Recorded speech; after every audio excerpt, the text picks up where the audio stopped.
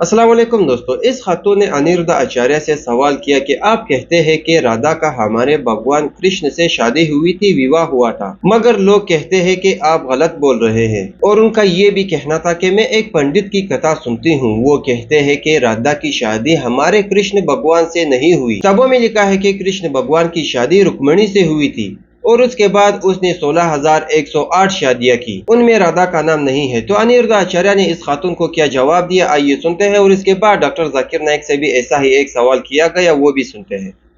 जी गुरुजी, जैसा आपने बताया है कि कृष्ण जी और राधा जी का विवाह हुआ था, हमने शुरू से आपका सुना है, हम वही मानते हैं, आपको हमारा गुरु बना रखा है हमने। तो हमारे पास में एक भागवत कथा हुई थी, हमने पहली बार उन्हीं की सुनी है। तो उन्होंने बातों ही बातों में बताया कि राधा जी का और कृष्ण जी का विवाह नहीं हुआ था। हमने उन्हें कहा कि हमारे गुरुजी ने हमें बताया है कि इस जगह विवाह हुआ है। तो उन्होंने कहा कि राम राम, आप मतलब ऐसे शब्द मत बोलिए क्योंकि उनका विवाह नहीं हुआ। फिर दूसरे दिन उन्होंने हमें सारी जितने भी विवाह हुए उनके 16,800, तो उन्होंने हमें सारे नाम बताए और उन्होंने कहा कि गुड़िया देखिए, इसमें आप किसी में भी मतलब राधा का नाम नहीं है, रुक्मिणी का विवाह हुआ था पर राधा का नाम कहीं भी नहीं लिखा है। तो अब हम उनको बोलना, आप यहाँ से गर्ग संहिता खरीद के ले जाना। गर्ग संहिता में अध्याय नंबर 4 अध्याय में 4थे अध्याय में गर्गाचार्य जी ने, गर्गाचार्य जी कौन? भगवान श्री कृष्ण के गुरु। गर्ग संहिता में गर्गाचार्य जी ये बात लिख रहे हैं। विवाह अध्याय नंबर 4 खोल के दिखा देना। जी धन्यवाद। क्या है, भागवत जी बस आप पढ़ लेंगे,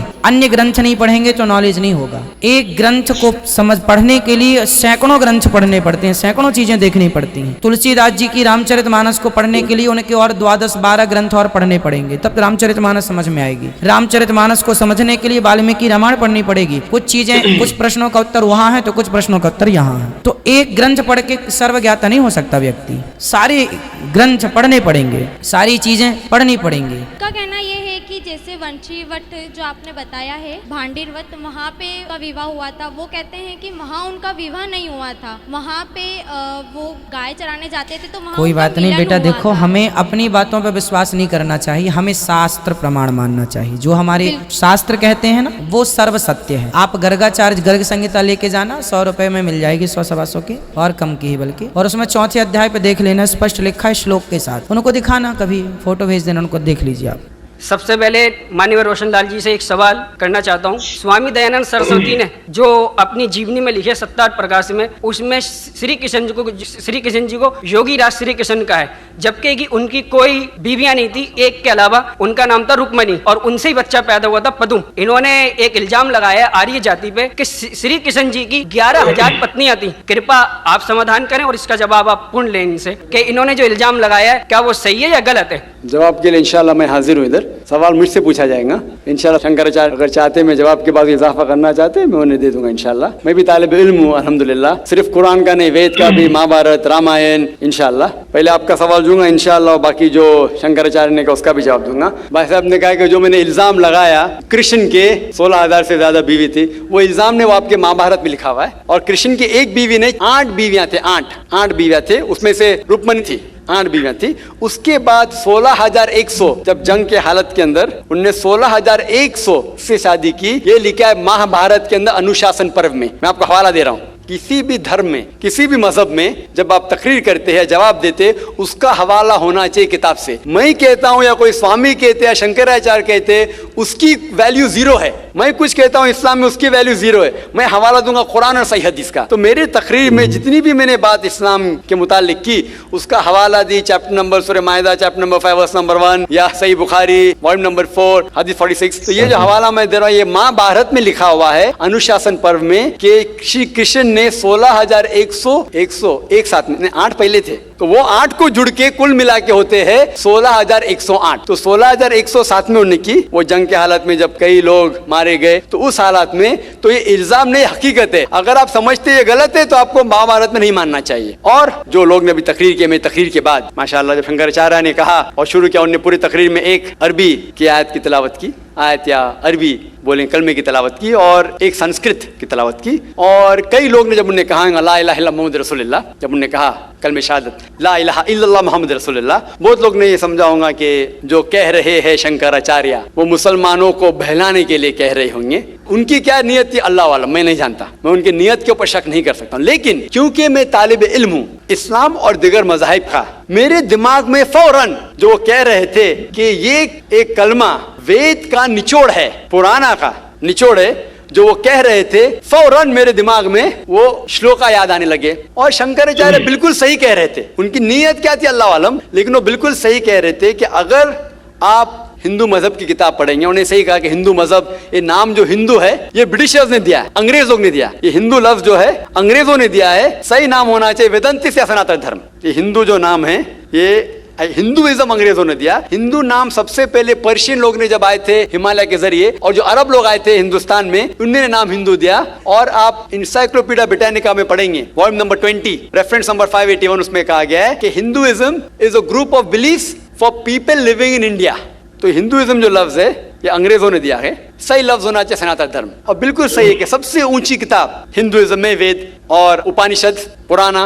अगर आप पढ़ेंगे छंदोग्य उपनिषद अध्याय 6 सेक्शन नंबर 2 श्लोका नंबर 1, उसमें लिखा गया है एकम एविदित्यम, भगवान एक ही है दूसरा नहीं है। श्वेताश्वेतार उपनिषद में लिखा हुआ है अध्याय 6 श्लोका नंबर 9 में नाच्यस्य कशिज जनिता न चदीपा, ये संस्कृत कोटेशन है, इसके मानी होते कि उस भगवान का कोई रब नहीं है, ना कोई वालिदैन है, उसका ना कोई पालने वाला है, ना वालिद ना वालदा है। आगे आप पढ़ेंगे लिखा हुआ है श्वेताश्वेतार उपनिषद में अध्याय 4 श्लोका नंबर 19 में न तस्य प्रतिमा अस्ति, उसके जैसा कोई भी नहीं है। और सारे किताबों में से जो सबसे ऊपर किताब है जिस तरह शंकराचार्य ने कहा वो है वेद, और 4 वेद है, ऋग्वेद, यजुर्वेद, सामवेद और अथर्ववेद। यजुर्वेद में लिखा हुआ है अध्याय 32 चैप्टर नंबर 32 श्लोका नंबर 3 वर्ष नंबर 3 में लिखा है न तस्य प्रतिमा अस्ति, उसका ना कोई अक्ष है, ना कोई बुत है, ना कोई तस्वीर है। उस भगवान का ना अक्ष है, ना तस्वीर है। और आगे लिखा हुआ है यजुर्वेद में अध्याय 40 श्लोका नंबर 9 में अंधात्म प्रविशन्ति या असम्मुति उपास्ते। अंधात्म मीन्स अंधकार, प्रविशन्ति मतलब अंदर जाना। वो लोग अंधकार में जा रहे हैं जो लोग असंभूति की पूजा करते हैं। असंभूति मतलब कुदरती चीजें, हवा, आग, पानी, जो लोग कुदरती चीजें की पूजा करते हैं वो अंधकार में जा रहे हैं। और आगे श्लोका कहता है कि वो लोग और गहरे अंधकार में जा रहे हैं जो लोग संभूति की पूजा करते हैं। संभूति मतलब बनाई हुई चीजें, मतलब टेबल, चेयर, गाड़ी, बुत, ये जो बनाई हुई चीजें हैं उसकी अगर पूजा कर रहे हैं तो और अंधकार में जा रहे हैं। और आप पढ़ेंगे ऋग्वेद, चारों वेदों से सबसे ऊंचा वेद है ऋग्वेद। ऋग्वेद में लिखा हुआ है जिल्द नंबर 1 बुक नंबर 1 किताब number 1 him number 164 shloka number 46 एकम सत विप्र बहुधा वदान्ते, जिसके मानी है सच एक है, सच्चाई एक है, भगवान एक है। और संत लोग भगवान को मुख्तलिफ नामों से पुकारते हैं लेकिन भगवान एक है। और जो उनने संस्कृत में श्लोक पढ़ी वो आदि श्लोक थी, पूरी श्लोक में पढ़ूंगा इंशाअल्लाह। वो श्लोक जो उन्होंने पढ़ी वो ब्रह्म सूत्र है, हिंदुइज्म के ब्रह्म सूत्र है। एकम ब्राह्म द्वितीया नास्ते, आदि पढ़ी पूरी है। एकम ब्राह्म द्वितीया नास्ते नहना नास्ते नास्ते किंचन, जिसके मानिए भगवान एक ही है, दूसरा नहीं है, नहीं है, नहीं है, जरा भी नहीं है। ये पूरा ब्रह्म सूत्र है। वक्त की किल्लत की वजह से उन्हें आधा पढ़ा और मुझे ऐसा लग रहा था जैसे कि उनने मेरी एक तकरीर सुनी जिसका मौजू है similarities between Hinduism and Islam, Hinduism और इस्लाम में यकसानियत। ये हो गया पहले पार्ट कलमा का, ला इलाहा इल्लल्लाह, ना कोई माबूद है अल्लाह के सिवा। अभी दूसरे पार्ट है मोहम्मद सल्लल्लाहु अलैहि वसल्लम, मोहम्मद रसूलुल्लाह, मोहम्मद सल्लल्लाहु अलैहि वसल्लम रसूल है। और अगर आप पढ़ेंगे इसके ऊपर एक तकरीर में दी है सिर्फ मोहम्मद सल्लल्लाहु अलैहि वसल्लम के बारे में जिक्र दिगर मज़ाहिब की किताबों में, खुसूसन हिंदुइज्म के। और अगर आप पढ़ेंगे पुराना का जिक्र किया उन्होंने भविष्य पुराना में पर्व 3 खंड 3 अध्याय 3 श्लोका 5 to 8, उसमें लिखा हुआ है कि एक मलेच्छा आएगा, मलेच्छा मतलब फॉरेनर, बाहर का कोई शख्स आएगा, उसका नाम होगा मोहम्मद। वो अपने साथियों के साथ आएगा, जिसका मतलब साहबियों के साथ, और वो लोग को सही दिशा दिखाएगा और राजा भोज उनको इज्जत देंगे। आगे पढ़ेंगे आप भविष्य पुराना पर्व 3 खंड 3 अध्याय 3 श्लोका 10 से लेके 27 तक, उसमें लिखा हुआ है कि ये शख्स आर्य धर्म को फैलाएगा, सच्चा धर्म को फैलाएगा। और इस शख्स के मानने वाले दाढ़ी उगाएंगे, सिर पे शेंड नहीं रखेंगे, लोग को नमाज के लिए बुलाएंगे, एक इनकिलाब दुनिया में लेके आएंगे, गोश्त खाएंगे लेकिन सूअर का गोश्त नहीं खाएंगे और ये सच्चाई फैलाएंगे। उनका नाम है मुसलमान। ऐसे कई मोहम्मद सल्लल्लाहु अलैहि वसल्लम का जिक्र भविष्य पुराना में है, ऋग्वेद में है, सामवेद में है, अथर्ववेद में है। और खुसूसन अगर आप पढ़ेंगे पुराना में भी है जिसका नाम है कल्कि पुराना। और कल्कि पुराना अगर आप पढ़ेंगे अध्याय 2 chapter number 2 verse number 4, 5, 7, 11 and 15, जिसका भागवत पुराण में भी जिक्र है, volume number 2 verse number 18 to 25, 18 से 25 तक, जिसमें कल की पुराण का जिक्र है। कल युग में एक शख्स आएंगे जिसका नाम है कल की। उनके वालिदा का नाम है सुमति और वालिद का नाम है विष्णु यास। सुमति के मानिए अमन, अमन करने वाली। और हम जानते हैं कि हमारे पैगंबर आखिरी पैगंबर सल्लल्लाहु अलैहि वसल्लम के वालिदा का नाम था आमिना, जिसका मतलब है अमन फैलाने वाले। और विष्णु यास मतलब भगवान की इबादत करने वाला। और हम जानते हैं मोहम्मद सल्लल्लाहु अलैहि वसल्लम के वालिद का नाम अब्दुल्ला था। इस तरीके से मोहम्मद सल्लल्लाहु अलैहि वसल्लम के आने का जिक्र कल की पुराना में है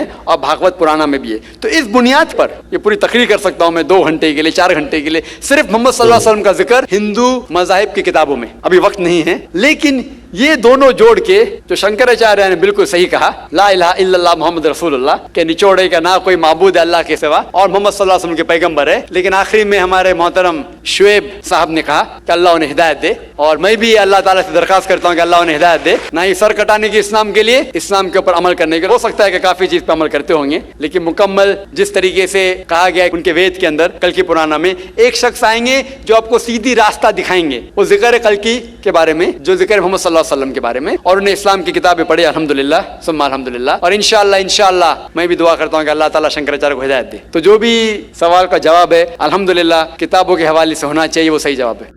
दोस्तों, ये सवाल अक्सर सुनने को मिल रहा है कि हिंदू मजहब के कृष्ण भगवान ने 16,108 शादियां की थी, और अब ये सवाल भी सुनने को मिल रहा है कि राधा कौन थी, राधा का कृष्ण भगवान से क्या ताल्लुक था। लोगों का ये कहना है कि राधा कृष्ण भगवान की बीवी नहीं थी, तो वो कृष्णा के साथ क्यों रहती थी, या फिर कृष्णा के साथ ताल्लुकात क्यों बनाए थे। इस खातून का भी यही कहना है कि जब राधा और कृष्ण भगवान की शादी नहीं हुई थी, विवाह नहीं हुआ था, तो ये एक दूसरे से ताल्लुकात क्यों रखते थे। इस खातून को अनिरुद्ध आचार्य ने तो जवाब दे दिया, मगर डॉक्टर जाकिर नायक ने बहुत ही अच्छे तरीके से, बहुत ही खूबसूरत तरीके से इस शख्स को जवाब दिया।